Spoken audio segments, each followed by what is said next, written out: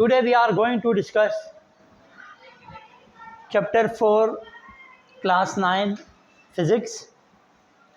Topic chapter name is turning effect of force and today topic is torque or moment of force. ठीक है, ये एक exam point of view से बहुत अहम टॉपिक है, इसको हम गो थ्रू करने की कोशिश करेंगे।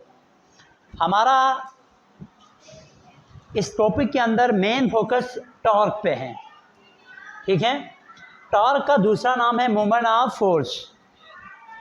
अब टॉर्क या मोमेंट ऑफ फोर्स को समझने के लिए कुछ अहम टर्म्स हमें समझना होगा, उसके बाद हम यहाँ पे टॉर्क या मोमेंट ऑफ फोर्स को डिस्कस करेंगे। ठीक है, तो सबसे पहले हम रिजिड बॉडी की डेफिनेशन समझने की कोशिश करते हैं। ठीक है, वर्ड टू वर्ड मैं आपको रीड करके समझा रहा हूँ, और से यहाँ देखिएगा। ठीक है बेटा, a body is composed of large number of small particles. एक बॉडी है तो छोटे छोटे पार्टिकल से मिलकर बने हुए होते हैं। जिस तरह इंसान का पूरा जिस्म जो है वो आम आँख से भी हम उसको नहीं देख सकते, जिसे हम सेल कहते हैं, उससे मिलकर बनते हैं ना। Unit of human body is cell, cell से मिलकर बनते हैं ना। तो ह्यूमन बॉडी की बात नहीं है, जितने भी लिविंग ऑर्गेनिजम्स हैं, ठीक है, उनका जो यूनिट होता है स्मॉल स्ट्रक्चर, जो कि आपके पास क्या है, सेल। बिल्कुल इसी तरह बॉडी छोटे छोटे पार्टिकल से बनते हैं, उन पार्टिकल्स को हमने मैटर का नाम दिया था। ठीक है, if the distance between our pairs of particles, क्या मतलब, ये मेरे पास एक बॉडी है, और से देखिएगा इधर, ये एक बॉडी है, ये नंबर ऑफ पार्टिकल्स पर मुश्तमिल है। बहुत सारे पार्टिकल मिलके ये बॉडी बना रहे हैं। अब यहाँ पे क्या कहते हैं, if the distance between all pairs of particles, ये जितने भी यहाँ पे पार्टिकल्स हैं, इनके दरमियान जो डिस्टेंस है, ये देखो, ये इनके दरमियान क्या है, डिस्टेंस है। ठीक, all pairs of particles of body do not change, अगर वो क्या नहीं हो जाए, चेंज नहीं हो जाए, ठीक है, अपनी जगह पे बरकरार रहे, आगे पीछे मूव ना करें, by applying a force, force लगाने के बावजूद भी। ठीक है, ये देखो, फोर्स लगाने के बावजूद भी मैं इसको आगे पीछे नहीं कर सकता। दीवार को फोर्स लगाने के बावजूद भी आगे पीछे नहीं कर सकता। ब्रिक, ठीक है, उसको आप जितना भी फोर्स लगाए उसके पार्टिकल को आगे पीछे नहीं कर सकता। तो dead body is called rigid body. तो इस तरह की बॉडी को हम क्या कहेंगे, रिजिड बॉडी। अगर आप फोर्स अप्लाई करके उसको आगे पीछे कर सकते हैं, ठीक है, तो ये देखिए आगे पीछे कर सकते हैं आप, तो इसको फ्रेजाइल बॉडी कहेंगे, नॉट रिजिड बॉडी। आइए दो तीन और टर्म समझने की कोशिश करते हैं, उसके बाद हम टॉर्क पे आएंगे। सबसे पहले axis of rotation, but axis of rotation, the line or point around which the particles of the body rotate, then that point is called axis of rotation. सबसे टॉर्क समझाने के लिए सबसे अहम एग्जांपल हमारे पास डोर है। क्या है, डोर, जिसे हम उर्दू में दरवाज़ा कहते हैं। ये मेरे पास क्या है, एक ये डोर, ठीक है। अच्छा, यहाँ पे फर्स्ट पहले हम यहाँ पे फोर्स लगाते हैं इसको खोलने के लिए, ठीक है। तो ये वो पॉइंट है, ये जो है ना, ये जो डोर है वो इस तरह खुलता है आगे पीछे की तरफ, यानी इस लाइन के थ्रू, इस लाइन के अराउंड क्या करता है, ये डोर रोटेट होता है। तो लाइन और पॉइंट, वो लाइन है, वो पॉइंट अराउंड विच, ये अराउंड थोड़ा मिट गया है, मैं इसको दोबारा से बना रहा हूँ, AROUND, अराउंड विच, जिसके गिर्द the particles of the body rotate, ये जो बॉडी का पार्टिकल वो क्या कर रहे हैं, रोटेट कर रहे हैं सर्कल में, ये सर्कल दरअसल एक circular. Then that point is called axis of rotation, या डेड लाइन भी आप यहाँ पे लिख सकते हैं। देन डेड लाइन और पॉइंट, ठीक है, देन डेड लाइन और point is called axis of rotation. तो पार्टिकल्स ऑफ द बॉडी जिस पॉइंट के या जिस लाइन के गिर्द रोटेट होता है, वो लाइन आपके पास क्या कहलाएगा, एक्सिस ऑफ रोटेशन। अभी मैं उस दरवाजे को आपको समझाऊंगा, ठीक है, नीचे करके आप वो भी देखेंगे इंशाल्लाह। पहले मैं इन टर्म्स को थोड़ा एक्सप्लेन करूँ। Line of action of force, अब जाहिर सी बात है इसको रोटेट कराने के लिए आपको एक पॉइंट पे फोर्स लगाना होगा, यानी ठीक है, यहाँ पे बाकायदा हैंडल लगा हुआ होता है, उस हैंडल को हम फोर्स लगा के आगे पीछे करते हैं। तो जहाँ पे आप फोर्स लगा रहे हैं वो पॉइंट दरअसल या वो लाइन दरअसल क्या कहलाएगा, line of action of force. The line और point along which a force acts is called the line of action of force। दो बातें क्लियर हो गई। तीसरा मोमेंट आर्म, अब यहाँ पे आप फोर्स लगा रहे हैं, यहाँ पे यानी इस लाइन के अराउंड रोटेट हो रहा है, तो इन दोनों के दरमियान जो परपेंडिकुलर डिस्टेंस है, ठीक है, इन दोनों के दरमियान जो डिस्टेंस होता है, the perpendicular distance between axis of rotation and line of action, तो इसको हम क्या कहेंगे, इसको हम मोमेंट आर्म, इसको एल से रिप्रेजेंट करते हैं, यानी इन दोनों के दरमियान ये एल है, ठीक है, इसको हम क्या बोलेंगे, मोमेंट आर्म।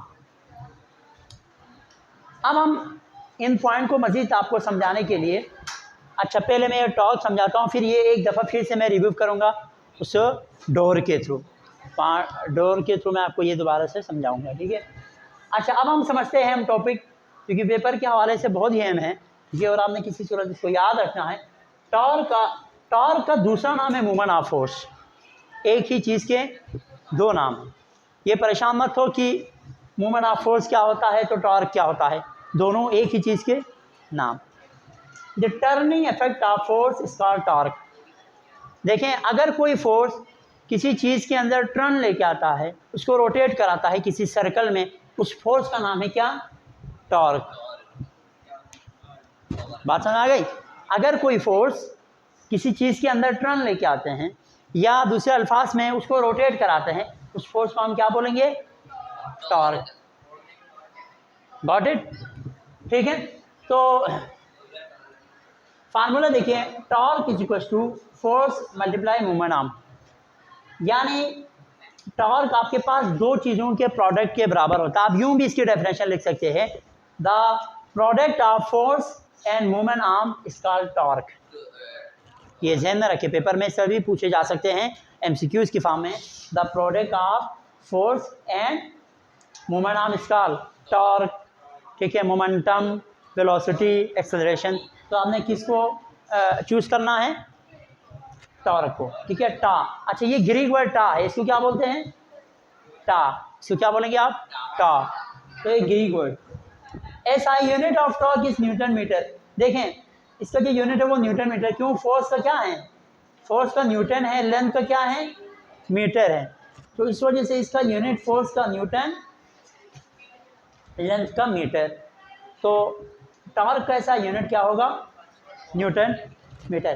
तो हमें कैसे पता चलेगा कि इस बॉडी पे एक 1 न्यूटन मीटर टॉर्क अप्लाई हो रहे हैं, तो 1 न्यूटन मीटर की डेफिनेशन को यहाँ पे मैंने लिखा है, torque will be 1 newton metre. Torque आपके पास उस वक्त 1 न्यूटन मीटर होगा if 1 newton force acts perpendicular to 1 metre long of moment arm, यानी एक मोमेंट आर्म है जिसका जो डिस्टेंस है वो 1 मीटर है, उस पर परपेंडिकुलर ही यहाँ से इधर यूं, ठीक है, क्या लग रही है, फोर्स, कितनी फोर्स, 1 न्यूटन फोर्स, यानी इस दरवाजे पे अगर यहाँ से ये 1 मीटर फर्स्ट कलर, इसका जो एल है, लेंथ है वो 1 मीटर का है, और यहाँ से परपेंडिकुलरली इस पर,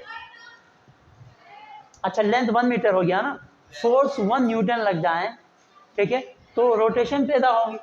अब हम जानते हैं अगर फोर्स रोटेट करे किसी चीज़ को तो उसको टॉर्क कहते हैं, तो यहाँ पे कितना टॉर्क प्रोड्यूस होगा, 1 न्यूटन मीटर। Got it. अब मैं आपको यहाँ पे थ्रू डोर इसको मज़ीद वाज़िह करूँगा। देखें आप सारे इधर देखें, यहाँ पे मेरे पास एक एग्जांपल टॉर्क की ये डोर है। जितने भी टर्म्स हमने समझे हैं वो यहाँ से भी समझने की कोशिश करते हैं। सबसे पहले मैंने आपको क्या कहा था, रिजिड बॉडी, ये पूरा डोर एक रिजिड बॉडी है। क्यों, क्योंकि मैं जितना भी इस पर फोर्स लगाऊँ ये कभी इसके जो पार्टिकल्स है वो मूवमेंट नहीं करेगा, तो रिजिड बॉडी की एग्जांपल यहाँ से मिल गई। Axis of rotation, axis of rotation से मुराद मैंने आपको ये कहा था कि देखो ये पूरा डोर इस पूरी एक लाइन के गिर्द, ये देखें पूरी इस लाइन के गिर्द रोटेट हो रहा है। देखो इसी के गिर्द तमाम पार्टिकल्स क्या हो रहे हैं, रोटेट हो रहे हैं, ठीक है। तो ये लाइन दरअसल आपके पास क्या कहलाएगा, या ये पॉइंट दरअसल आपके पास क्या कहलाएगा, एक्सिस ऑफ रोटेशन। दूसरा लाइन ऑफ एक्शन, मैं कहाँ पे फोर्स लगा रहा हूँ, मैं यहाँ पे फोर्स, यहाँ पे मैं बहुत अहम एक बात समझाऊंगा आपको जो कि पेपर के हवाले से बहुत है। फोर्स मैं यहाँ लगा रहा हूँ ना, जिस पॉइंट पे आप फोर्स लगाते हैं उस पॉइंट को क्या बोलते हैं, लाइन ऑफ एक्शन, यानी ये इस वक्त लाइन ऑफ एक्शन है, ठीक है। अब मेरे एक बात गौर से सुनेगा, मूवमेंट आर्म में मैंने आपको बताया था, मूवमेंट आर्म दरअसल आपके पास परपेंडिकुलर डिस्टेंस होता है लाइन ऑफ एक्शन से कहाँ तक, एक्सिस ऑफ रोटेशन तक। अब मेरी बात गौर से सुनेगा, जो मूवमेंट आर्म है ना, वो तो यहाँ पर भी आप यहाँ पे फोर्स, ये जो आपके पास हैंडल है वो यहाँ पे क्यों नहीं लगाया, यहाँ पे भी तो लगा सकते थे। जितना मूवमेंट आर्म ज़्यादा होगा, मूवमेंट आर्म जितना ज़्यादा होगा यानी लेंथ जितनी ज़्यादा होगी, उतना ही आपके पास आसानी होगी टर्न प्रोड्यूस करने के लिए। क्यों, बुक की दो बातें और समझाता हूँ। टॉर्क डिपेंड करता है दो चीज़ों पे, एक फोर्स, एक लेंथ। याद रखें, ये पेपर में बार बार पूछा, यहाँ पे मेंशन नहीं है लेकिन ध्यान में रखें, अगर आपसे पूछे वो कौन सी दो चीज़ें हैं जिस पर टॉर्क डिपेंड करता है, तो एक है फोर्स, दूसरा मूवमेंट आर्म। कैसे, फोर्स जितनी ज़्यादा होगी, फोर्स जितनी ज़्यादा होगी टॉर्क उतना ज़्यादा होगा। इसी तरह मूवमेंट आर्म जितना ज़्यादा होगा टॉर्क उतना ज़्यादा होगा, यानी दोनों डायरेक्टली प्रोपोर्शनल है। अब जो आपके पास साइकिल वगैरह होता है या जो छोटी चीज़ें होती है, उनका जो नट होता है उसको खोलने के लिए जो स्पेनर यूज़ होते हैं वो स्मॉल लेंथ का होता है, यानी मूवमेंट आर्म छोटा होता है। लेकिन ट्रक वगैरह, आप ट्रक की एग्जांपल, बड़े बड़े स्पेनर का इस्तेमाल होता है वहाँ पे। क्यों, क्योंकि मूवमेंट आर्म जितना आप ज़्यादा रखेंगे उतना खोलने के लिए चीज़ों में टर्न आसानी से प्रोड्यूस होंगी। Got it. तो अब यहाँ पे जब फोर्स लगाने से टॉर्क रोटेशन प्रोड्यूस हो रही है, तो फोर्स का इफेक्ट है ना दरअसल जो बॉडी को रोटेट कराने पर मजबूर करा रहे हैं, तो आपके पास उस इफेक्ट को, the turning effect of that force is known as torque. इस तरीके से आज हमने अपने जो है ना टॉपिक को समझने की कोशिश की।